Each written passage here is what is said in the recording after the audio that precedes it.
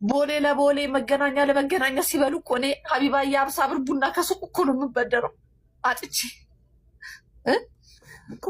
እኔ ያልገባኝ ነገር እናቴ ለምን ማለት አንቺ እና ለአመት ብዙ ለፍተሽ አሳድገሽ ለምንድን ነው ምክንያቱ ብለሽ ታስቢያለሽ? ልጆች እንደዚህ የሆኑበት ሀቢባዬ ትቼ አልሄድኩም። ለምን እሱን አይወቅሱትም? ትቼ እኮ አልሄድኩም እኮ አብረን እኮ ነው ያለነው። ለምኜ ቤቱን አሰራ አንድ የነሱ ጥያቄ ለምን አባታችን 20 አመት ወይም 10 አመት የትም ዞሮ ሲመጣ ለምን ተቀብለሽ ቤት አላስገባሽውም ነው ጥያቄያቸው።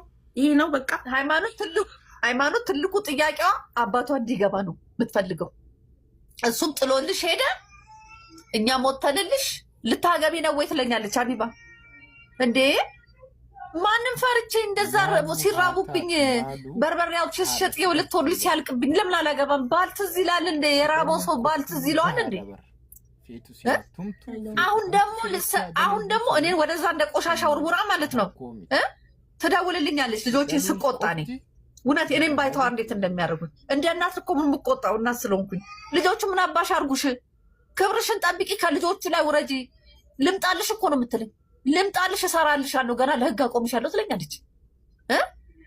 አሁን ልጆቹ እሷን ይዘው ዞር በይ ከዚህ ጋር በር ስር ነው የምተኛው። ሀቢባዬ በር ስር ፍራሽ ላይ ማን ነው የሚተኛው?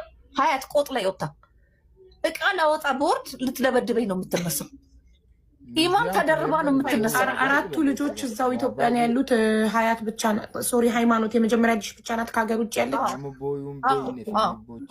ያገባችሁ ነው ነይ ነው የምትለኝ። ማቲ ነይ ጥለሽላቸው ያገባችሁ የትኛዋ?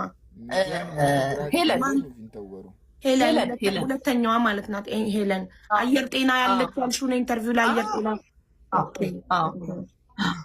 እሷ ብቻ ናት ያገባችሁ ከአምስቱ?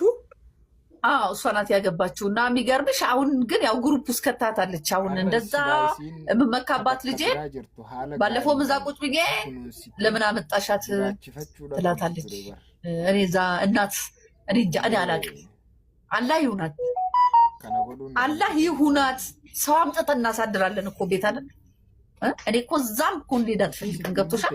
አሁን በቀደም ደውላ እንዴት ልጆችን ትያቸዋለሽ? አበደች። ብዙ ቀን እኮ ስሞታ ነግሬሻለሁ፣ ብዙ ቀን እኮ ነግሬሻለሁ። ተይው ምከር። እኔንማ አይሰሙኝም አለ። ለትልቋ ንገሪያታ። እፈራታለሁ እኮ አይባ ሙልጭ አልጋ እኮ ነው የምትሰድበኝ። ታዋርደኛለች እኮ ማትለኝ ነገር የለም እኮ እናትሽ አፈርት ብላ። አንደኛ እሷ ናት ለልጆች ሁሉ የምታስተምርብኝ። ሃይማኖት እናትሽ አፈርት ብላ እናትሽ ትቃጠል ብላ ስትሰድበኝ ነፃነትን ኢማንም መስደብ ጀመሩ ማለት ነው።